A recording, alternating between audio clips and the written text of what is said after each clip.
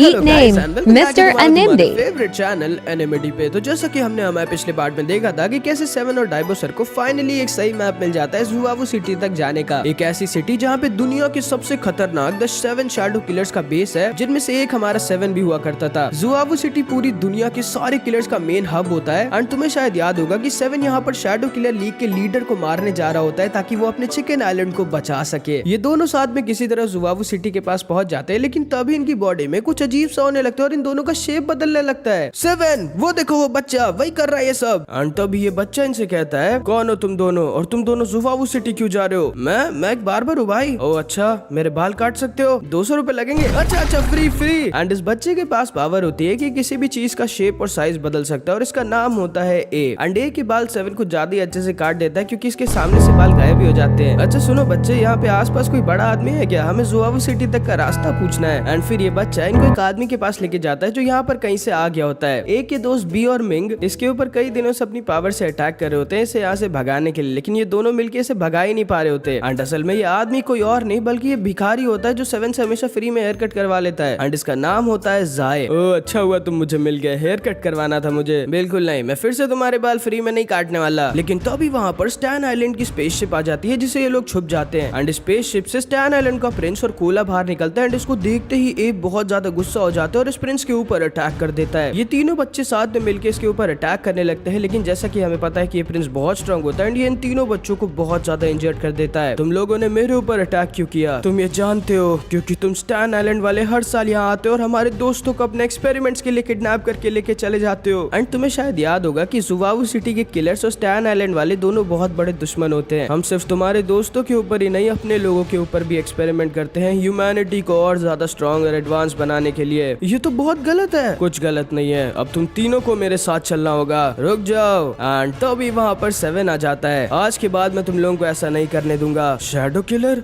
तुम यहाँ क्या कर रहे हो? अच्छा है, आज मैं तुमसे अपनी पिछली हार का बदला लूंगा। एंड तभी ये प्रिंस एक अजीब सी स्टैन बीम का यूज करता है जिससे ये तीनों बच्चे जो थे इनकी सुपर पावर अनकंट्रोलेबल हो जाती है एंड ये लोग अपनी पावर्स को कंट्रोल ही नहीं कर पा रहे होते। एंड फिर ये सारे के सारे आपस में लड़ जाते हैं क्योंकि ये लोग अपनी पावर्स को कंट्रोल नहीं कर पा रहे होते, इसलिए ये लोग कुछ ज्यादा मदद के थे नहीं। एंड तभी ये स्टैन का प्रिंस 7 के ऊपर एक बहुत ही ज्यादा खतरनाक अटैक यूज कर देता है, लेकिन तभी बी से आके अचानक से लड़ जाता है जिसकी वजह से इसका अटैक कोला की तरफ जाने लगता है। ये अपने अटैक को किसी तरह कोला से दूर करने की कोशिश करता है, लेकिन कोला को इसका अटैक लग जाता है एंड कोला बहुत इंजर्ड हो जाती है। एंड कोला की हालत को देखकर पता नहीं क्यों ये प्रिंस पगला जाता है और बी पे गुस्सा हो जाता है क्योंकि इसे लगता है कि इसकी वजह से इसको कोला का अटैक लगा है। एंड ये तुरंत ही बी को खत्म करने वाला होता है, लेकिन तभी जाए पता नहीं कहां से अचानक से इसके सामने आ जाता है एंड इसके अटैक को रोक देता है। ये कौन है और ये इतना स्ट्रांग कैसे है कि ना तो सिर्फ इसके ऊपर मेरी स्टैन बीम का कोई असर नहीं हुआ बल्कि इसने मेरे अटैक को भी रोक दिया। कोला की हालत देखो, अभी लड़ने का नहीं, उसे बचाने का टाइम है। एंड ये प्रिंस तुरंत ही कोला के पास आ जाता है। रुक जाओ, तुम कोला को नहीं बचा सकते, हमारे विलेज के मैजिक विज़र्ड्स ही इसे बचा सकते हैं। एंड ये प्रिंस थोड़ी देर के लिए सोचता है, फिर इससे कहता है, ठीक है लेकिन याद रखना अगर कोला को कुछ भी हुआ तो मैं तुम्हारे पूरे विलेज को तबाह कर दूंगा। एंड अब जाके इसको एहसास होता है कि स्टैन आइलैंड वाले कितना बुरा कर रहे होते हैं किसी के परिवार के मेंबर या फिर किसी के दोस्त को किडनैप करके उनसे अलग करके। मिंग इसको लेके इनके विलेज के मैजिक विज़र्ड के पास चला जाता है जो अगले दिन आके इन सबको बताती है कि कोला को पूरी तरह से बचाने के लिए इन्हें शैनोंग कंट्री की ब्लैक हीलिंग पेस्ट की जरूरत है। ठीक है, मैं भी लेके आता हूँ उसे। नहीं, तुम्हें वहाँ तक जाने और वापस आने में 30 दिन लगेंगे। मैं कल तक अपनी स्पेसशिप से वो दवाई ले आऊंगा। एंड ये प्रिंस तुरंत ही शैनोंग कंट्री की तरफ निकल जाता है। मुझे नहीं लगता कि ये प्रिंस उस हीलिंग पेस्ट को ला पाएगा क्योंकि स्टैन आइलैंड वाले और शैनोंग कंट्री वाले बहुत बड़े दुश्मन हैं और हमें कुछ भी करके वो पेस्ट कल सुबह से पहले चाहिए होगा। एंड तभी जाय कहता है, मेरे पास है थोड़ा सा शैनोंग कंट्री का ब्लैक पेस्ट मेरे घर पे। क्या आप मुझे वो दे सकते हो क्या प्लीज? मैं आपके बाल फिर से काट दूंगा। हाँ, तुम मेरे सीक्रेट रास्ते से जुआवू सिटी 2 घंटे में पहुंच जाओगे। मेरे घर पे तुम्हें वो पेस्ट मिल जाएगा, लेकिन किसी को ये मत बताना कि मैं कहाँ हूँ और मैंने तुम्हें भेजा है। एंड फिर ये दोनों जाय के सीक्रेट रास्ते और मैजिक से जुआवू सिटी की तरफ निकल जाते हैं और 2 घंटे बाद फाइनली जुआवू सिटी पहुंच जाते हैं। एंड 7 गलती से एक लड़के ग्रीन को इन किलर से बचा भी लेता है। एंड इसके शैडो किलर बैच को देख के सारे के सारे किलर्स डर के वहाँ से भाग जाते हैं। थैंक यू मुझे बचाने के लिए यार। कोई नहीं। अच्छा वैसे ये घर तुम्हें पता है कहाँ पे है? हाँ वो रहा। एंड जाय के घर को देखकर ये लोग एकदम शॉक्ड रह जाते हैं भाई कि उस भिखारी का घर इतना बड़ा होता है। ये लोग किसी तरह जाय के घर के ऊपर उसके कमरे के पास आ जाते हैं। एंड 7 को पूरी जुआवू सिटी दिख रही होती है और बहुत ही ज्यादा मस्त लग रही होती है, जिस वजह से डायबोसर थोड़ा डर जाते हैं कि 7 कहीं चिकन आइलैंड को छोड़कर यहीं पे ना रुक जाए।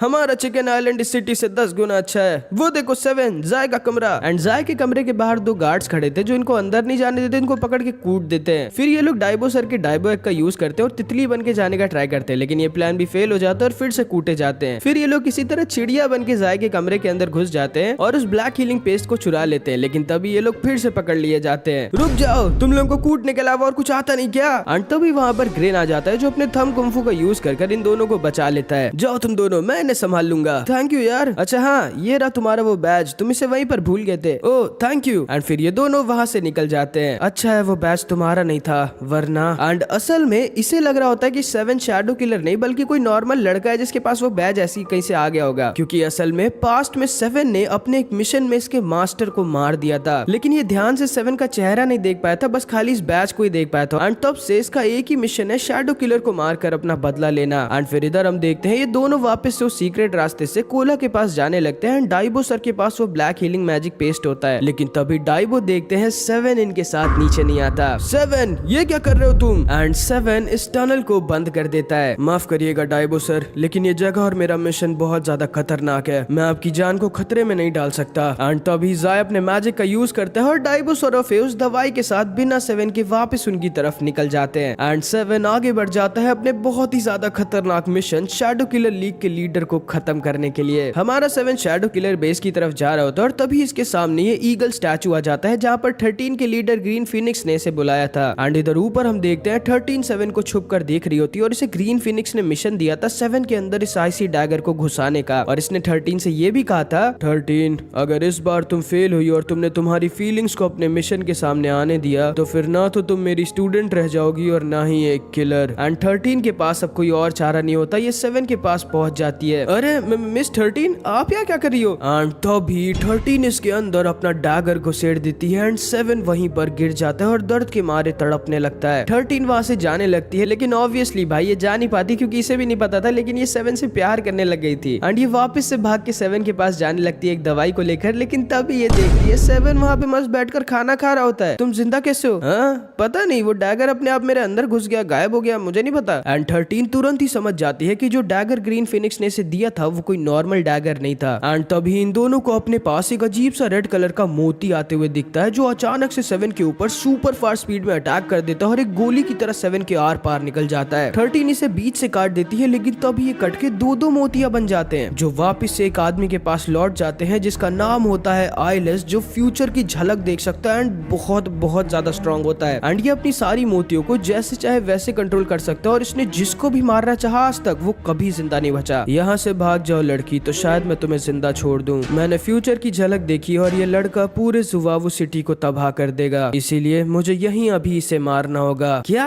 मैं जुवावू सिटी को तबाह नहीं? एंड तभी अपने माला की मोतियों से 7 के ऊपर अटैक कर देता है जिसे 7 किसी तरह अपने सिजर से बच रहा होता है। मैं जानता हूँ तुम बहुत स्ट्रॉन्ग हो शैडो किलर, तुमने अकेले एक बार जुवावू सिटी के मिथिकल ड्रैगन को खत्म कर दिया था और तुमने दुनिया के स्ट्रॉन्गेस्ट वॉरियर को हरा के अपनी डीमन किलर स्वॉर्ड ली थी, लेकिन आज तुम मुझसे जिंदा नहीं बच सकते। एंड तभी ये 7 के अटैक को अपने सिर्फ एक मोती से रोक देता है, लेकिन तभी जो डैगर 13 ने 7 के अंदर घुसाया था वो असर करना शुरू कर देता है। एंड वो डैगर असल में कोई नॉर्मल डैगर नहीं था, उस डैगर से अभी वाला 7 जो है वो पूरी तरह से गायब हो जाएगा, उसकी मेमोरीज गायब हो जाएंगी और पास्ट वाला 7 होश में आ जाएगा जिसको वापस से 7 की बॉडी का पूरा कंट्रोल मिल जाएगा। आइलेस 13 को खत्म करने वाला होता है जिससे ये नहीं बच सकती थी, लेकिन तभी पास्ट वाला 7 होश में आ जाता है और आइलेस के ऊपर अपनी डेमन किलर स्वॉर्ड से अटैक कर देता है, जिससे बचने के लिए अपने सारे मोतियों को वापस बुला लेता है और एकदम शॉक्ड रह जाता है अचानक से 7 की इतनी ज्यादा पावर को देखकर। ये समझ जाता है कि ये 7 को ऐसे नहीं हरा सकता, तो ये अपनी आंखें खोल देता है जिससे इसकी कंसंट्रेशन, पावर, रिफ्लेक्स सब कुछ कई गुना ज्यादा बढ़ जाते हैं। 13 को समझ नहीं आ रहा था कि आखिर ये हो क्या रहा है 7 को। एंड तभी आइलेस अपने सारे के सारे मोतियों को हवा में उड़ा देता है और उन सबको एक मीटियोर का साइज का बना देता है और इन दोनों के ऊपर छोड़ देता है। पास 7 आइलेस की तरफ जाने लगता है एंड 13 समझ जाती है अब उसका मरना पक्का है, कोई भी उसे इस अटैक से नहीं बचा सकता। एंड आइलेस के ये सारे के सारे मोती मीटियोर्स की तरह नीचे आकर गिर जाते हैं जिससे आज तक कोई नहीं बचा होता, लेकिन 13 को एक खरोच तक नहीं आई होती क्योंकि 7 ने 13 को अपनी डेमन किलर स्वॉर्ड से बचा लिया था। एंड असल में 7 अभी भी थोड़ा बहुत होश में था और पास्ट वाले 7 को पूरा कंट्रोल नहीं दिया था। 7 वहां से निकल जाता है एंड आइलेस को यकीन नहीं होता कि कोई उसके सबसे स्ट्रॉन्ग अटैक से जिंदा बच गया एंड ये समझ जाता है कि अब ये 7 को नहीं हरा सकता। एंड 13 को बहुत ज्यादा बुरा लग रहा होता है कि शायद उसकी वजह से अब 7 अपनी पूरी मेमोरीज खो देगा, लेकिन तब भी उसने इसे बचा लिया। 7 बस वहां से भाग रहा होता है और अंदर ही अंदर पास्ट वाले 7 से लड़ रहा होता है जो इसकी बॉडी का कंट्रोल चाहता था। इसके अंदर से इस समय इतनी ज्यादा एनर्जी निकल रही होती है कि सारे के सारे किलर्स, यहाँ तक कि शैडो किलर्स को भी इसकी लोकेशन पता चल जाती है, जो 7 की तरफ बहुत ज्यादा ताकतवर और खतरनाक होते हैं। एंड ये सारे के सारे किलर्स 7 की तरफ आने लगते हैं इसे खत्म करने के लिए। एंड फिर इधर हम ग्रीन फीनिक्स को देखते हैं जो द शैडो किलर लीग के लीडर के पास आ जाता है। क्या हुआ ग्रीन फीनिक्स, शैडो किलर मरा कि नहीं? नहीं, मैं यहाँ आपको कुछ और बताने आया हूँ लीडर। क्या कि सिर्फ शैडो किलर ही नहीं है जो आपको मारना चाहता है? अच्छा,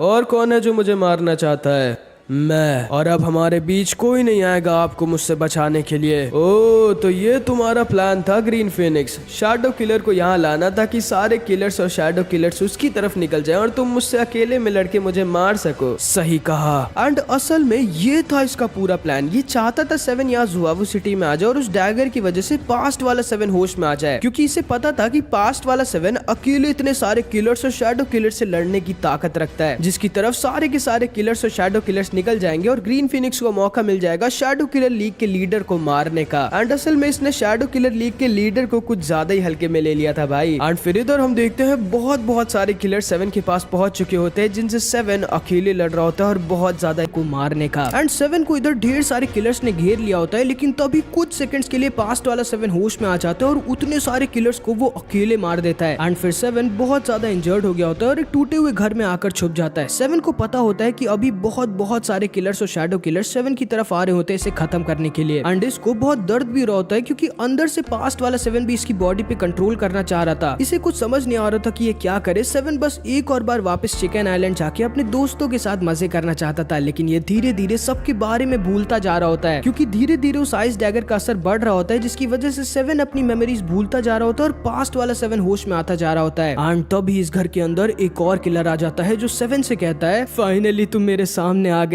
मैं तुम्हें याद हूँ ना शैडो किलर, तुम्हें याद है ना जब तुम एक लड़की के लिए पूरे जुआवू सिटी के सारे किलर से लड़ गए थे? तुमने मेरे सारे साथियों को मार दिया था, लेकिन मुझे जिंदा छोड़ दिया था क्योंकि मैं तुमसे डर गया था। लेकिन आज नहीं, आज मैं तुम्हें मारूंगा। लेकिन तभी 13 वहाँ पर आ जाती है एंड 7 को इससे बचा लेती है। एंड इसे बहुत बुरा लग रहा होता है क्योंकि इसकी वजह से 7 इतना ज्यादा दर्द में था। मिस 13 जाओ यहाँ से, यहाँ बहुत खतरा है। चुप रहो और ज्यादा हीरो मत बनो और अपने कपड़े उतारो। क्या? एंड फिर 13 इसके कपड़े उतार कर इसको वो ब्लैक हीलिंग पेस्ट लगा देती है जो इसके दर्द को थोड़ा बहुत कम कर देगा। एंड फिर 13 इससे कहती है, आखिर क्यों? उस चिकन आइलैंड के लिए तुम अपने आप को इतना दर्द क्यों दे रहे हो? पास्ट वाले 7 को अपनी बॉडी का कंट्रोल दे दो, वो यहाँ से जिंदा बच के भाग सकता है। तुम्हारा यहाँ से जिंदा बच के भागना नामुमकिन है। नहीं, मुझे मेरे पास्ट की मेमोरीज याद है। मैंने बचपन से सिर्फ लोगों को मारा था और जिसके लिए मैंने अपना सब कुछ छोड़ दिया था, पूरी जुआवू सिटी से लड़ गया था, उसी ने मुझे धोखा दिया था। मेरी जिंदगी में जरा सी भी खुशियाँ नहीं थी जब तक मैं चिकन आइलैंड नहीं पहुंचा था। वो 2 साल जो मैंने वहाँ चिकन आइलैंड में बिताए वो मेरी जिंदगी का बेस्ट टाइम था। इसीलिए मुझे चिकन आइलैंड को बचाना होगा, उनके एहसान को अपने ऊपर से चुकाने के लिए।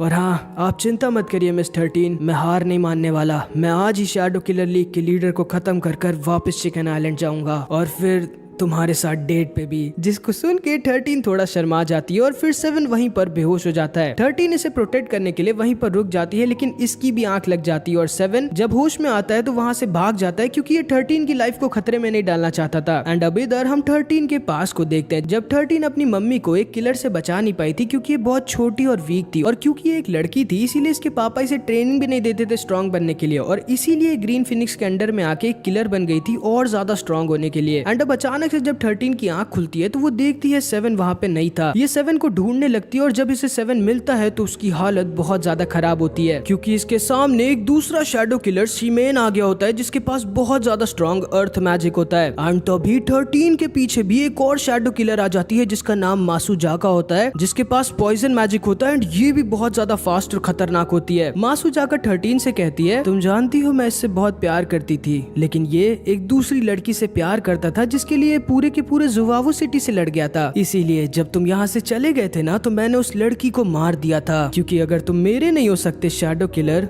तो किसी के भी नहीं। एंड तभी ये 7 के ऊपर अपने पॉइजन फ्लावर से अटैक कर देती है, लेकिन 13 इसे बचा लेती है। एंड तभी ये कहती है, अरे तुम यहाँ क्या कर रहे हो? एंड तभी वहाँ पर एक और शैडो किलर आ जाता है जिसका नाम होता है ब्लैक बर्ड। जाओ तुम दोनों यहाँ से, मैं इसे बस मारना चाहता हूँ, इसकी बाउंटी तुम दोनों को ही मिलेगी। ठीक है, जैसा तुम कहो। मुझे तो बस बाउंटी से ही मतलब है। एंड ये दोनों वहां से थोड़ा दूर चले जाते हैं एंड 7 और 13 के सामने खड़ा होता है ब्लैक बर्ड, 7 की तरह एक बहुत ज्यादा खतरनाक शैडो किलर। एंड 13 इसके बारे में जानती थी और इसकी पावर के बारे में भी। 13 भाग जाओ यहाँ से वरना तुम भी मेरी तरह मार। नहीं, मैं तुम्हें मरने नहीं दूंगी 7, वरना फिर मैं डेट पे किसके साथ जाऊंगी। एंड तभी ब्लैक बर्ड 13 पर अटैक कर देता है एंड इसके गले को अपनी ब्लैक विप से पकड़ लेता है और इसको वहां से दूर लेके जाने लगता है, क्योंकि इसको अपने अपोनेंट्स को टॉर्चर करने में बहुत मजा आता था। एंड फिर 7 वहीं पर बेहोश हो जाता है। एंड असल में बहुत सालों पहले बर्ड क्लैन 2 पार्ट्स में डिवाइड हो गई थी, ब्लैक बर्ड्स और व्हाइट बर्ड्स, और इन दोनों की लड़ाई में सारे के सारे ब्लैक बर्ड्स वाले खत्म हो गए थे। इसीलिए ब्लैक बर्ड ग्रुप के लीडर इस ब्लैक बर्ड ने स्ट्रॉन्ग होने के लिए एक डेविल से अपनी बॉडी के बदले ब्लैक एनर्जी को हासिल कर लिया था, जिससे ये बहुत ज्यादा स्ट्रॉन्ग हो गया था। लेकिन उस ब्लैक एनर्जी की वजह से इसकी बॉडी धीरे धीरे अपने आप ही खत्म होती जा रही थी। 13 समझ जाती है कि अब ये और 7 कुछ नहीं कर सकते, क्योंकि ये तीनों ही शैडो किलर्स अलग ही लेवल पर स्ट्रॉन्ग होते हैं। इसीलिए ये 7 को लेके वहां से अपनी बर्ड के साथ उड़कर भागने लगती है, लेकिन ये ब्लैक बर्ड के रहते कहाँ ही भाग सकती थी। एंड ब्लैक बर्ड अपनी विप से इन लोगों के ऊपर अटैक कर देता है और 13 और इसकी बर्ड को बहुत ज्यादा इंजर्ड कर देता है। ये तीनों वहाँ नीचे आकर गिर जाते हैं। एंड तभी ब्लैक बर्ड कहता है, तुम्हें पता नहीं है क्या, मुझसे आज तक मेरा कोई शिकार नहीं बच के भाग पाया। 13 बहुत ज्यादा इंजर्ड पड़ी होती है और इसे फिर से अपना पास्ट याद आने लगता है, जब ये अपनी मम्मी को बचा नहीं पाई थी। लेकिन इस बार 13 ऐसा नहीं होने देने वाली थी, क्योंकि इस बार ये पहले की तरह डरपोक और वीक नहीं थी। ये दोबारा से खड़ी हो जाती है और तैयार हो जाती है 7 के लिए, ब्लैक बर्ड और इन दोनों शैडो किलर से अकेले लड़ने के लिए, जो इससे कई गुना ज्यादा स्ट्रॉन्ग है। 13 ब्लैक बर्ड के ऊपर कूद जाती है एंड इसकी विप को अपनी स्वॉर्ड से पकड़कर इसे छुड़ा देती है। लेकिन तभी ब्लैक बर्ड अपनी ब्लैक एनर्जी बीम का इसके ऊपर यूज कर देता है। लेकिन 13 ना तो इसे डॉज करती है और ना ही पीछे हटती है, और अपनी इतनी इंजर्ड बॉडी के बावजूद ब्लैक बर्ड की ओर बढ़ती रहती है, मानो इसे अपने खुद की बॉडी की कोई परवाह ही नहीं, क्योंकि इसका अभी सिर्फ एक ही मिशन था, वो था 7 को बचाना। ब्लैक बर्ड के ब्लैक बीम की वजह से इसकी दोनों स्वॉर्ड टूट जाती है, लेकिन फिर भी 13 का अटैक इसे लग जाता है, क्योंकि हमारा 7 होश में आ चुका था भाई, जिसने 13 की स्वॉर्ड को अपनी डेमन किलर स्क्वाड के टुकड़ों से वापस बना दिया था, जिससे 13 ने ब्लैक बर्ड के फेस को बीच से काट दिया था। एंड वो ब्लैक हीलिंग पेस्ट जो 13 ने इसे लगाई थी, वो अब जाके असर दिखाती है एंड इसके बाहर का सारा दर्द काफी कम हो जाता है। लेकिन तभी ब्लैक बर्ड 13 को पकड़ लेता है। ओह, तो तुम फाइनली होश में आ गए शैडो किलर, आज मैं तुमसे मेरी पिछली हार का बदला लूंगा, लेकिन पहले मैं इसे मारूंगा। लेकिन इससे पहले कि ये 13 को कुछ करता, 7 इसके ऊपर अटैक कर देता है एंड 13 को छुड़ा देता है। एंड फिर भाई 7 और ब्लैक बर्ड की बहुत ही ज्यादा भयानक लड़ाई होती है। हालांकि ये 7 ही था, पास्ट वाला 7 अभी होश में नहीं होता, लेकिन फिर भी ये ब्लैक बर्ड को टक्कर दे रहा होता है। एंड इससे पहले कि ब्लैक बर्ड 7 के ऊपर अपनी ब्लैक एनर्जी बीम का यूज करता, 7 इसके अंदर अपनी डेमन किलर स्वॉर्ड के टुकड़ों को भेज देता है और इसकी पूरी बॉडी में हर तरफ से बाहर निकाल देता है, मतलब पूरा छन्नी बना देता है ब्लैक बर्ड को। एंड 7 का ये अटैक बहुत ही ज्यादा डेडली था, लेकिन फिर भी ब्लैक बर्ड को कुछ नहीं होता, क्योंकि इससे सिर्फ एक ही चीज मार सकती थी, वो थी इसकी खुद के अंदर की ब्लैक एनर्जी, जो इसे धीरे धीरे खत्म कर रही थी। एंड तब तक के लिए इसे मारना इम्पॉसिबल था भाई, मतलब ये एक तरह से इमॉर्टल था, जिसको केवल उसके अंदर की ब्लैक एनर्जी मार सकती थी, वो भी अभी टाइम लगेगा काफी। मतलब तुम समझ रहे हो ब्लैक बर्ड कितना ज्यादा स्ट्रॉन्ग होता है। लेकिन इसको सिर्फ एक चीज से दिक्कत हो रही होती है, वो थी सनलाइट, जिसकी वजह से ढंग से देख नहीं पा रहा होता और ना ही लड़ पा रहा होता है, और इसी का फायदा 7 उठा रहा होता है और बार बार इसे बहुत ज्यादा इंजर्ड कर दे रहा होता है। इसीलिए ब्लैक बर्ड अपने strongest form black devil bird में ट्रांसफॉर्म होने लगता है और अपनी आंखों पर पट्टी बांध लेता है। लेकिन 7 भाई बाकी मेन कैरेक्टर्स की तरह नहीं होता, इससे पहले कि अपने स्ट्रॉन्गेस्ट फॉर्म में जाता, 7 फिर से इसके ऊपर अटैक कर देता है एंड ब्लैक बर्ड के सीने में अपनी डेमन किलर स्वॉर्ड घुसा देता है। लेकिन ब्लैक बर्ड तो मर ही नहीं सकता था इसकी ब्लैक एनर्जी की वजह से, इसलिए दोबारा से 7 के ऊपर अटैक कर देता है। लेकिन तभी इसका अटैक 7 को लग नहीं पाता, क्योंकि जैसा कि तुम्हें पता होगा 7 की स्वॉर्ड कोई नॉर्मल स्वॉर्ड नहीं होती, इसका नाम होता है डेमन किलर स्वॉर्ड, जो ब्लैक बर्ड के अंदर की सारी ब्लैक एनर्जी को एब्जॉर्ब कर लेती है। एंड क्योंकि ब्लैक बर्ड के अंदर की सारी ब्लैक एनर्जी खत्म हो जाती है, इसलिए ब्लैक बर्ड वापस से एक नॉर्मल इंसान बन जाता है और नीचे आकर गिर कर खत्म हो जाता है। लेकिन हाँ, क्योंकि उस डेविल की ब्लैक एनर्जी इसके अंदर से खत्म हो गई थी, इसलिए मरने से पहले ब्लैक बर्ड का सारा पेन गायब हो जाता है एंड ये खुशी खुशी खत्म हो जाता है। एंड तभी मासूजाका इससे कहती है, यकीन नहीं होता, तुम लोगों ने तो ब्लैक बर्ड को मार दिया, लगता है अब मुझे ही तुम दोनों को मारना होगा। एंड फिर इधर हम ग्रीन फीनिक्स को देखते हैं, जिसने शैडो किलर लीग के लीडर के ऊपर अटैक कर दिया था। लेकिन तभी इन दोनों के बीच साया आ जाती है, ये बस एक पर्सनल असिस्टेंट टाइप की होती है लीडर की। एंड ग्रीन फीनिक्स को पता ही नहीं था कि ये भी लड़ सकती है। एंड असल में ये सारे 7 शैडो किलर्स में सबसे ज्यादा फास्ट होती है। ये दोनों आपस में लड़ने लगते हैं एंड थोड़ी देर बाद ग्रीन फीनिक्स समझ जाता है कि ये लड़की इसकी एनर्जी और स्टैमिना को खत्म कर रही है, जिससे जब ये वीक हो जाएगा तब लीडर इसे आसानी से मार देगा। एंड इसीलिए ये सीधा लीडर के ऊपर चार्ज कर देता है और इसको लेकर अपने रेड रूम में घुस जाता है, जिसमें इसकी मर्जी के अलावा कोई और नहीं घुस सकता था। एंड तभी लीडर इससे कहता है, तुम्हारी ये टेक्निक तो काफी कमाल है ग्रीन फीनिक्स, फिनिक्स, लेकिन इससे तुम्हारे अंदर की बहुत ज्यादा एनर्जी भी खत्म हो रही होगी। तुम्हें लगता है कि तुम मुझे ऐसे हरा पाओगे? एंड तभी ग्रीन फिनिक्स इससे कहता है, याद है आपको 18 साल पहले क्या हुआ था? एंड फिर हम ग्रीन फिनिक्स के पास्ट को देखते हैं। एंड असल में ये एक ग्रीन क्लाउड नाम के विलेज का प्रिंस था एंड ये बहुत हंसी खुशी अपनी जिंदगी बिता रहा था। लेकिन फिर एक रात शैडो किलर लीग का लीडर अपने कुछ साथियों के साथ इनके विलेज पर अटैक कर देता है, इसके किंग के सारे ट्रेजर को लूटने के लिए। ये सबको मारते हुए इनके पैलेस में घुस जाता है और इसकी पावर भी बहुत ज्यादा डरावनी होती है। किंग अपनी फैमिली को बचाने के लिए इससे लड़ जाता है, लेकिन वो कहाँ ही इसे हरा सकता था। एंड तभी ये ग्रीन फिनिक्स के पापा को इसके सामने खत्म कर देता है और इनकी गोल्ड लॉकेट तक इनसे छीन लेता है। ग्रीन फिनिक्स अपने पापा की हालत को देखकर पागल हो जाता है और लीडर के ऊपर अटैक कर देता है। एक दूसरा किलर ग्रीन फिनिक्स के सामने आ जाता है और इसे खत्म करने वाला होता है, लेकिन तभी इसके सामने इसकी मम्मी आ जाती है एंड अपनी जान को देकर ग्रीन फिनिक्स को बचा लेती है। एंड तभी इन दोनों के ऊपर जलती हुई लकड़ियां गिर जाती है, जिससे लीडर को लगता है कि अब तो ग्रीन फिनिक्स पक्का ही मर जाएगा। इसीलिए ग्रीन फिनिक्स को छोड़कर वहां से चला जाता है, लेकिन ये उस दिन मरता नहीं है। एंड तब से आज तक ये इस मौके का इंतजार कर रहा था जब ये लीडर से अपने पापा मम्मी की मौत का बदला ले सके। एंड फिर ये लीडर अपनी पावर दिखाता है जो कि बहुत ही ज्यादा डरावनी और खतरनाक होती है। एंड फिर इधर हम देखते हैं डाइबोसर और फे जो जुवावू सिटी से अपने साथ उस ब्लैक हीलिंग पेस्ट को लाए थे, उससे कोला की जान बच जाती है। एंड ये उठते ही सबसे पहले पूछती है, सेवन कहाँ है? एंड फिर डाइबोसर और फे तुरंत ही वापस जुवावू सिटी लौट जाते हैं। एंड फे की बॉडी को देख के कोई भी किलर या गार्ड इनके पास नहीं आते। एंड फिर डाइबोसर और फे भी उस ईगल स्टैचू की तरफ निकल जाते हैं। एंड ये थंब कुंफू वाला भी इनके पीछा करने लगता है, क्योंकि इससे भी शक हो गया था कि सेवन ही शैडो किलर है। एंड सेवन के पास से जो इतनी ज्यादा एनर्जी निकल रही थी, उसकी वजह से इन लोगों को भी सेवन की लोकेशन पता चल जाती है। एंड फिर इधर हम देखते हैं 13 अपनी पूरी जान लगाकर मासुजाका से लड़ रही होती है सेवन की जान को बचाने के लिए, लेकिन ऑब्वियसली भाई एक शैडो किलर को कहां ही हरा सकती थी। मासुजाका इसे अपने पॉइजन एयर से घेर लेती है, जिसकी वजह से 13 अब थोड़ी ही देर में खत्म हो जाएगी। इसे समझ नहीं आ रहा था कि ये क्या करे, लेकिन तभी वहां पर द बॉडी बिल्डर फे और डाइबोसर आ जाते हैं। डाइबोसर तुरंत ही अपने रेज मोड में आ जाते हैं और मासुजाका के ऊपर अटैक कर देते हैं। मासुजाका एकदम शॉक्ड रह जाती है कि शैडो किलर के आखिर इतने कैसे दोस्त बन गए। ओए फे,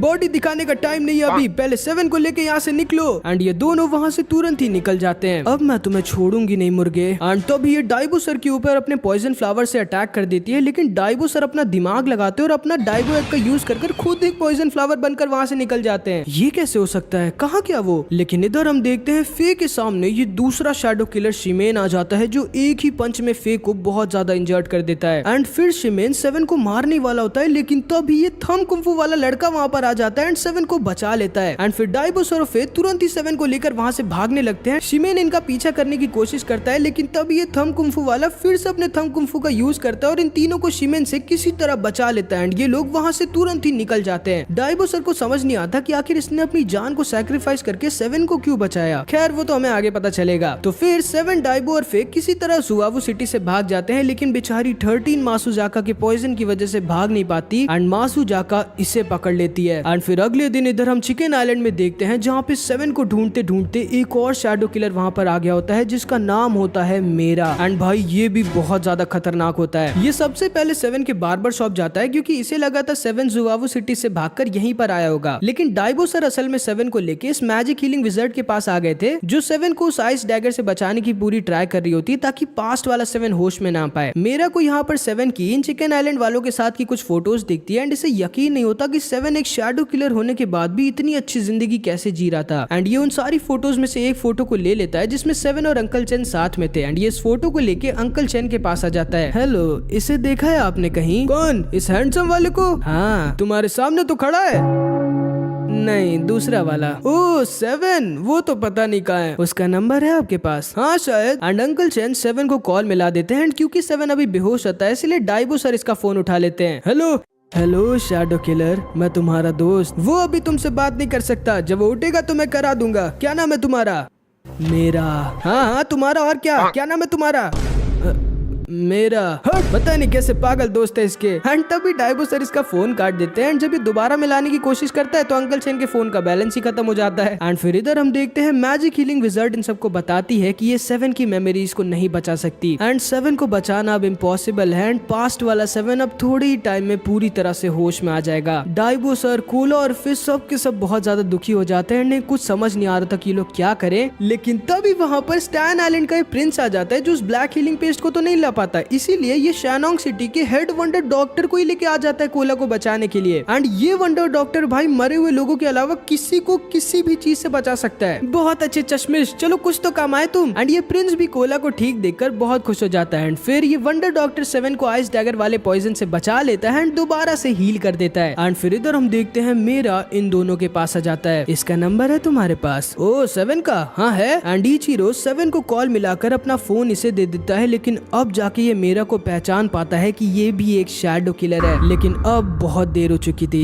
इधर हम देखते हैं 7 जैसे ही होश में आता है तभी मेरा इसे कॉल कर देता है। हेलो, अब जाके मैंने तुम्हारी आवाज सुनी। शैडो किलर, कौन हो तुम? तुरंत से वापस अपने चिकन आइलैंड आओ, और हाँ, जितनी देर तुम करोगे उतनी ज्यादा तबाही मचेगी और उतने ज्यादा लोग मरेंगे। मैं आ रहा हूँ। एंड मैं बता दे रहा हूँ भाई, ये शीमैन ब्लैकबर्ड जल्दी वापस चिकन आइलैंड नहीं आया तो ये पूरे चिकन आइलैंड को तबाह कर देगा। एंड इस मेरा के पास, जिसका नाम व्हाइट फॉक्स भी होता है, इसके पास एक बहुत ही ज्यादा खतरनाक एबिलिटी होती है कि एक ब्लास्ट एनर्जी बॉल बना सकता है, जिसे ये जहां मन करे, जिसके अंदर मन करे उसके अंदर डाल सकते हैं, और जब इसका मन करे तभी उसे ब्लास्ट कर सकता है। मतलब समझ रहे हो इसकी पावर कितनी ज्यादा ओपी होती है, मतलब जो मन करे वो ब्लास्ट कर सकता है। ये मिया और टकला भी इसे खत्म करने के लिए जाते हैं, लेकिन ये बहुत ही ज्यादा खतरनाक होता है। इन दोनों की आधे से ज्यादा आर्मी को एक बार में खत्म कर देता है, लेकिन ये इन दोनों को जिंदा छोड़ देता है ताकि ये लोग दोबारा से इस पर अटैक करो, इसका टाइम पास करे जब तक 7 यहाँ पर नहीं आ जाता। और ये धीरे धीरे चिकन आइलैंड के लोगों को बहुत ज्यादा इंजर्ड करता जा रहा होता है और चिकन आइलैंड को तबाह करता जा रहा होता है। फिर इधर हम चेयरमैन जियांग को देखते हैं, जिसने अपनी सारी सेविंग को वंडर डॉक्टर को देके किसी तरह रेड टूथ की जान बचा ली थी, जबकि ग्रीन फिनिक्स के उस अटैक से इसका बचना लगभग नामुमकिन था। लेकिन वंडर डॉक्टर के इलाज की वजह से रेड टूथ सिर्फ 7 दिन तक जिंदा रह सकता था, तो इसीलिए रेड टूथ को लेके वापस 7 लिली क्लैन के बेस पे जा रही होती है, क्योंकि वहाँ पे जो रेड डीमन था जो इसके अंदर रहता है, अब उसका एक हीलिंग पॉइंट है जिससे रेड टूथ वापस से पूरी तरह से हील हो सकता है। एंड अब हम इन दोनों के पास्ट को देखते हैं। जैसा कि तुम्हें याद होगा कि जियांग रेड टूथ की सीनियर थी हेवन लिली क्लैन में, ये दोनों एक दूसरे से बहुत प्यार करते थे, लेकिन इनके क्लैन का सिर्फ एक ही रूल था कि कोई भी किसी से प्यार नहीं कर सकता था। हेवन लिली क्लैन और जियांग के लीडर ने जियांग को बचपन से पाला था और इसे ट्रेन किया था, और बिल्कुल अपनी खुद की बेटी की तरह इसका ध्यान रखती थी। और क्योंकि जियांग सबसे ज्यादा स्ट्रॉन्ग और टैलेंटेड थी पूरे हेवन लिली क्लैन में, इसीलिए मास्टर चाहती थी कि उसके बाद जियांग इस हेवन लिली क्लैन की अगली लीडर बन जाए। लेकिन फिर एक दिन रेड टूथ जियांग को प्रपोज कर देता है और इसे कहता है कि वो इसके साथ यहाँ से भाग चले और कहीं दूर किसी आइलैंड में जाके इससे शादी कर ले। लेकिन क्योंकि जियांग अपनी मास्टर को धोखा नहीं देना चाहती थी और उनका भरोसा नहीं तोड़ना चाहती थी, इसीलिए रेड टूथ को मना कर देती है, जिससे रेड टूथ का दिल पूरी तरह से टूट जाता है। और उसी दिन फिर मास्टर जियांग को हेवन लिली क्लैन का अगला लीडर बना देती है, जिससे रेड टूथ को लगता है कि जियांग ने सिर्फ इसे इसलिए धोखा दिया ताकि ये मास्टर की पावर को पा सके और इस क्लैन का अगला लीडर बन सके। और हेवन लिली क्लैन के ये सारे लोग भी इसे बहुत ज्यादा परेशान करने लगे थे, क्योंकि ये बहुत वीक था और इन सबको इससे जलन थी कि आखिर जियांग इससे इतना बात क्यों किया करती थी। एंड इसीलिए एक दिन रेड टूथ एक बहुत ही ज्यादा खतरनाक कदम उठा लेता है। इनके हेवन लिली क्लैन के बेस में एक बहुत ही ज्यादा खतरनाक रेड डीमन लॉक था, एंड ये स्ट्रॉन्ग होने के लिए और जियांग और सबसे बदला लेने के लिए इस डीमन के साथ एक डील कर लेता है और इसको अपनी बॉडी में आने की परमिशन दे देता है, जिसके बाद ये रेड डीमन रेड टूथ की बॉडी पर कंट्रोल पा जाता है और पूरे हेवन लिली क्लैन के बेस पर अटैक कर देता है और बहुत सारे लोगों को खत्म करने लगता है। लेकिन तभी इसके सामने हेवन लिली क्लैन की एक लीडर आ जाती है जो कि बहुत ही ज्यादा स्ट्रॉन्ग होती है एंड अपनी हेवन लिली पावर्स को यूज कर रेड टूथ को खत्म करने वाली होती है। लेकिन तभी इसके सामने जियांग आ जाती है जो अपने आप को कंट्रोल नहीं कर पाती, क्योंकि आखिर में सच में इससे बहुत ज्यादा प्यार करती थी। ये मास्टर से कहती है कि सारी गलती इसकी थी कि इसने रेड टूथ से प्यार किया, तो बस इसीलिए रेड टूथ को मास्टर एक और मौका दे दे। जिसको सुन के इसकी मास्टर का दिल पूरी तरह से टूट जाता है, क्योंकि इन्हें कभी नहीं लगा था कि जियांग इन्हें धोखा देगी। इसीलिए जियांग से कहती है ठीक है, मैं आज इसे नहीं मारूंगी, लेकिन तुम्हें इसके बदले तुम दोनों की सजा को लेना पड़ेगा, जो होगा हेवन लिली डेडली पनिशमेंट, जो कि बहुत ही ज्यादा खतरनाक और दर्दनाक पनिशमेंट होता है। जिसको भी ये सजा मिलती है वो अपनी आधी से ज्यादा जिंदगी खो देता है। एंड इस मास्टर को लगा था कि शायद जियांग इस पनिशमेंट को लेने से मना कर देगी डर के मारे और रेड टूथ का साथ छोड़ देगी, लेकिन भाई क्योंकि ये रेड टूथ से बेइंतहा प्यार करती थी, इसीलिए ये तैयार हो जाती है हेवन लिली क्लैन की सबसे खतरनाक पनिशमेंट डेडली पनिशमेंट को लेने के लिए। एंड फिर ये हेवन लिली क्लैन की लीडर अपने दिल पर पत्थर रखकर जियांग को वो पनिशमेंट दे देती है, जिससे जियांग जिंदा तो बच जाती है लेकिन अपनी बहुत ज्यादा एज खो देती है और बूढ़ी हो जाती है। और फिर इन दोनों को हेवन लिली क्लैन से निकाल दिया जाता है हमेशा हमेशा के लिए। एंड इस तरह जियांग ने रेड टूथ की जान को बचा लिया था। और फिर रेड टूथ जैसे ही होश में आने वाला था तभी इसे वहां छोड़कर भाग जाती, क्योंकि नहीं चाहती थी रेड टूथ को असली सच पता चले और ये दोबारा से हेवन लिली क्लैन में जाके जियांग का बदला ले। एंड जियांग के जाने के कुछ सालों के बाद ही मास्टर भी खत्म हो जाती है, और क्योंकि कोई और नया मास्टर बनने के लायक था नहीं, इसीलिए उनके साथ ही हेवन लिली क्लैन भी खत्म हो जाता है। जियांग रेड टूथ को लाके हीलिंग पॉइंट में डाल देती है, जिससे रेड टूथ पूरी तरह से हील हो जाता है एंड ये रेड टूथ और अपने आप को हेवन लिली चेन से बांध देती है ताकि रेड टूथ यहाँ से भाग ना पाए। और आज ये डिसाइड कर लेती है कि आज ही रेड टूथ के अंदर से वो डीमन को खत्म कर देगी। लेकिन तभी रेड टूथ इससे कहता है, सेनपाई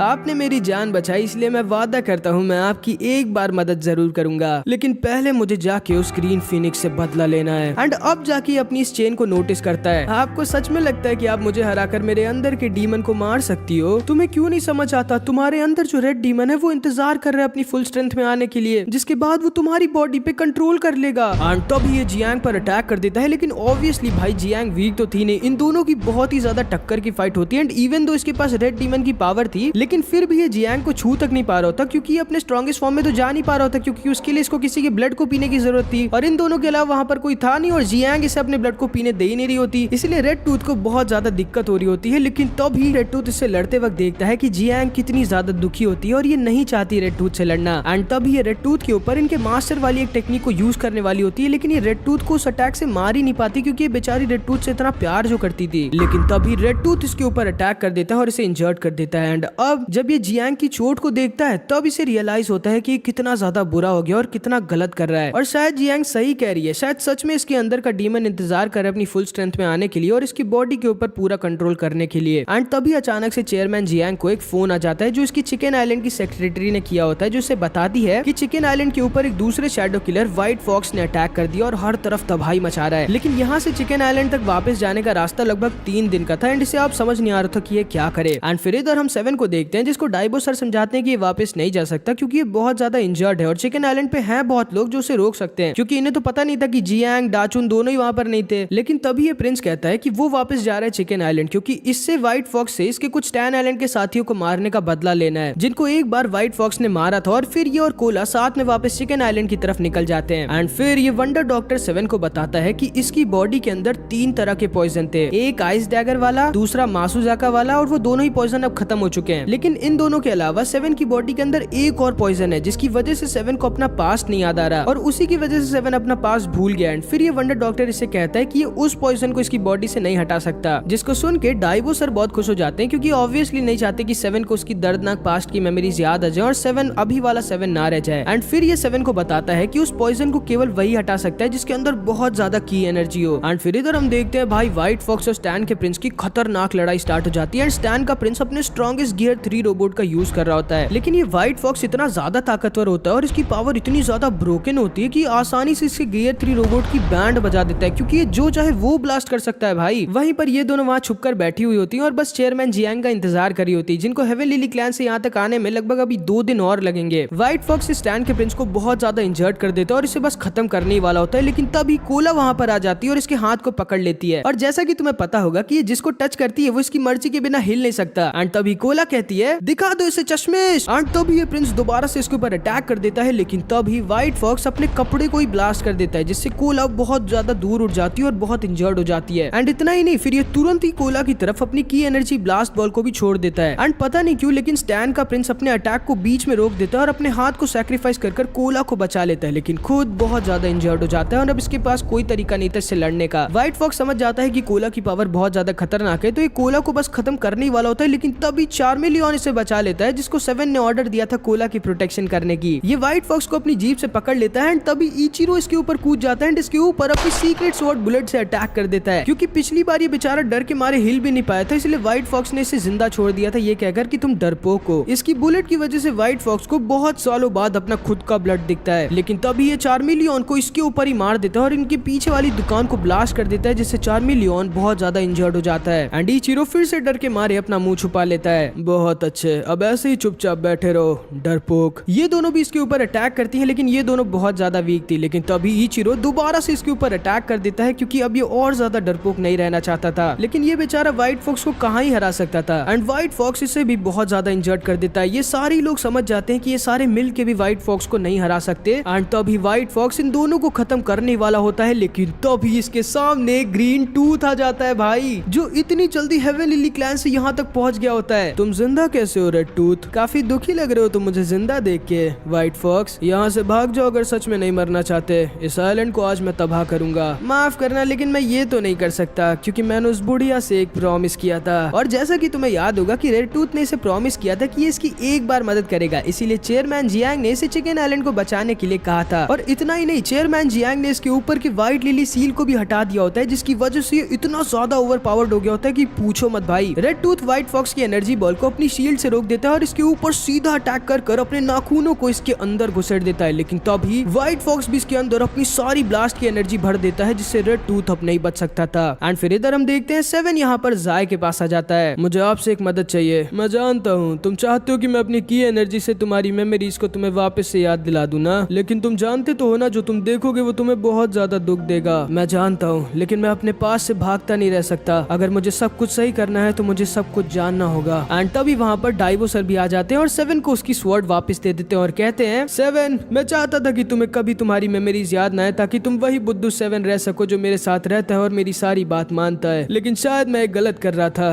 तुम्हें हक है तुम्हारे पास्ट को जानने का, लेकिन हाँ 7, इससे पहले कि तुम पूरी तरह से बदल जाओ, मैं तुम्हें एक लास्ट ऑर्डर और देना चाहता हूँ। छोड़ना मत उस शैडो किलर लीग के लीडर को। एंड तभी 7 तैयार हो जाता है अपनी मेमोरीज को वापस से याद करने के लिए। एंड भाई अब 7 को उसका पूरा पास्ट याद आ जाएगा। एंड फिर इधर हम देखते हैं ग्रीन फीनिक्स और शैडो किलर लीग के लीडर की बहुत ही भयानक लड़ाई हो रही होती है, लेकिन ऑब्वियसली क्योंकि ग्रीन फीनिक्स इस रेड रूम को भी एक्टिवेट किया होता है, इसीलिए अपनी पूरी कॉन्सेंट्रेशन और की एनर्जी के साथ लड़ नहीं पा रहा होता। एंड तभी इसे फिर से अपने पास्ट की थोड़ी बहुत झलक दिखती है एंड इसे याद आ जाता है कि इसके मास्टर ने, जिसने इसे उस दिन बचाया था, उन्होंने मरने से पहले लीडर का राइट वाला हाथ काट दिया था और ग्रीन फीनिक्स को लीडर के असली पावर के बारे में बता दिया था, जो कि था डर, इल्यूजन्स। मतलब ये सब जो इतना डरावना नजारा है इनके आसपास और लीडर जो इतना खतरनाक एक मॉन्स्टर जैसा दिख रहा है, ये सब बस एक इल्यूजन है सामने वाले को डराने के लिए। एंड ग्रीन फीनिक्स समझ जाता है कि अभी जो लीडर ने इसके ऊपर अपने राइट वाले हैंड से अटैक किया वो बस एक इल्यूजन है, क्योंकि इसका राइट वाले हैंड को तो इसके मास्टर ने काट ही दिया था। एंड इसीलिए ग्रीन फीनिक्स लीडर के इस अटैक को डॉज नहीं करता। एंड इसी सही मौके का फायदा उठाकर ग्रीन फीनिक्स अपने स्ट्रॉन्गेस्ट अटैक बानकाई का यूज कर देता है, जिसको यूज करने के लिए इसे बहुत ज्यादा की एनर्जी और अपनी जिंदगी को दांव पर लगाना पड़ेगा। एंड भाई ये ऐसा ही करता है, ये लीडर की तरफ अपनी फुल पावर के साथ सीधा चार्ज कर देता है, लेकिन क्योंकि इस अटैक को यूज करते हुए ग्रीन फीनिक्स की बहुत ज्यादा की एनर्जी लगनी थी, इसीलिए अपने रेड रूम को भी हटा देता है, क्योंकि इसे लगा था कि अगर साया बीच में आ भी गई तो वो लीडर को इससे बचा नहीं पाएगी। लेकिन इसे ये नहीं पता था कि साया कोई नॉर्मल पर्सन नहीं बल्कि स्टैन आइलैंड की एक रोबोट थी, जिसका मेटल इतना ज्यादा स्ट्रॉन्ग था कि उसे काटा ही नहीं जा सकता था, जिसकी वजह से भले ही ग्रीन फीनिक्स ने साया की मेटल बॉडी के बीच से अपनी तलवार को निकाल कर लीडर के अंदर अपनी तलवार घुसाड़ दी होती है, लेकिन फिर भी इसका अटैक उतना ज्यादा स्ट्रॉन्ग नहीं था कि लीडर पूरी तरह से खत्म हो जाए, जिसकी वजह से लीडर जिंदा बच जाता है। जो अटैक तुमने यूज किया था वो सच में बहुत ज्यादा खतरनाक था। अगर साया बीच में ना आई होती तो मेरा मरना पक्का था। किसे लगा था कि सारे शैडो किलर्स में तुम सबसे ज्यादा स्ट्रॉन्ग होगे?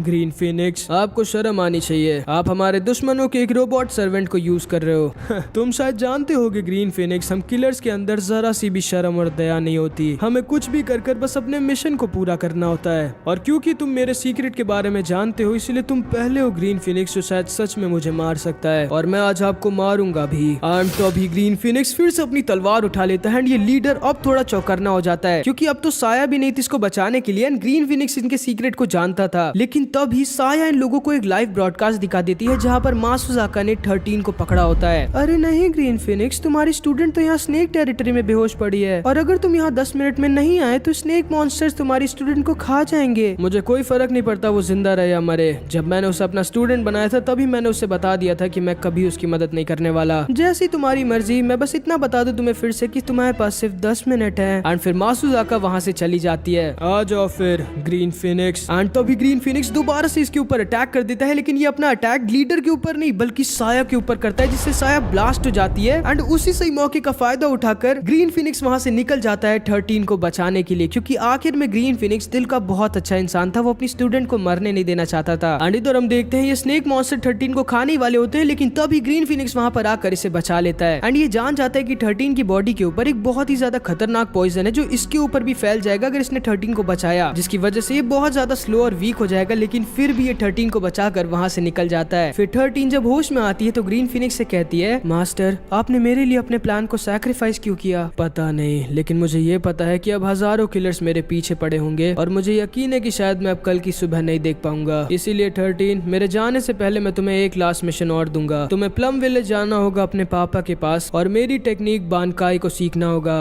अब जाओ यहाँ से। एंड असल में क्योंकि ग्रीन फीनिक्स चाहता था कि 13 सेफ रहे, इसलिए 13 को वापस उसके विलेज प्लम विलेज जाने का मिशन दे देता है 13 के पापा के पास, क्योंकि 13 के पापा भाई इतने ज्यादा स्ट्रांग होते हैं कि कोई भी शैडो किलर का मेंबर वहां पर 13 पर अटैक नहीं करेगा। एंड ग्रीन फिनिक्स ने अपनी किस्मत को मान लिया होता है और अकेले शैडो किलर लीग के लीडर की तरफ जा रहा होता है। 100 से भी ज्यादा किलर्स इसके ऊपर अटैक करते हैं, लेकिन ये सबको अकेला मारते हुए आगे बढ़ रहा होता है। लेकिन तभी इसके सामने ये दोनों शैडो किलर शिमेन और मासुजाका आ जाते हैं और इसके ऊपर अटैक कर देते हैं। शिमेन इसके ऊपर अपने अर्थ पंच का यूज कर देता है, जिससे बहुत ज्यादा इंजर्ड हो जाता है और मासुजाका का पॉइजन भी इसे बहुत ज्यादा कमजोर करता जा रहा होता है। ग्रीन फिनिक्स समझ जाता है कि इसके पास अब और कोई ऑप्शन नहीं है। ये अपनी सारी की सारी की एनर्जी को एक अटैक में यूज कर देता है एंड शिमेन के बीच से अपनी तलवार निकाल देता है। मासुजाका तभी इसके ऊपर अपने बहुत ही ज्यादा खतरनाक पॉइजन ब्लेड से अटैक कर देती है, जिसे डॉज ही नहीं करता ताकि ये इसे पकड़ सके। ये इसके पेट में भी अपना चाकू घुसेड़ देता है एंड मासुजाका को भी वहीं पर बेहोश कर देता है। लेकिन अब इसके अंदर जरा से भी की एनर्जी नहीं बची होती और ये बहुत ज्यादा इंजर्ड और वीक हो गया होता है। लेकिन तभी इसके सामने शैडो किलर लीग का लीडर आ जाता है, जिससे अब ग्रीन फिनिक्स को कोई नहीं बचा सकता था। एंड यहाँ पर हमारा पार्ट 8 खत्म हो जाता है। आई होप कि तुमको ये पार्ट भी अच्छा लगा होगा। नेक्स्ट पार्ट तब आएगा जब इस वीडियो पे 2000 कमेंट्स आ जाएंगे, तो कुछ भी कमेंट जरूर से कर देना और कमेंट्स में जरूर बताना कि तुमको वीडियो कैसी लगी। तो मिलते हैं अब अगली वीडियो में, तब तक के लिए अपना ख्याल रखना। Bye bye.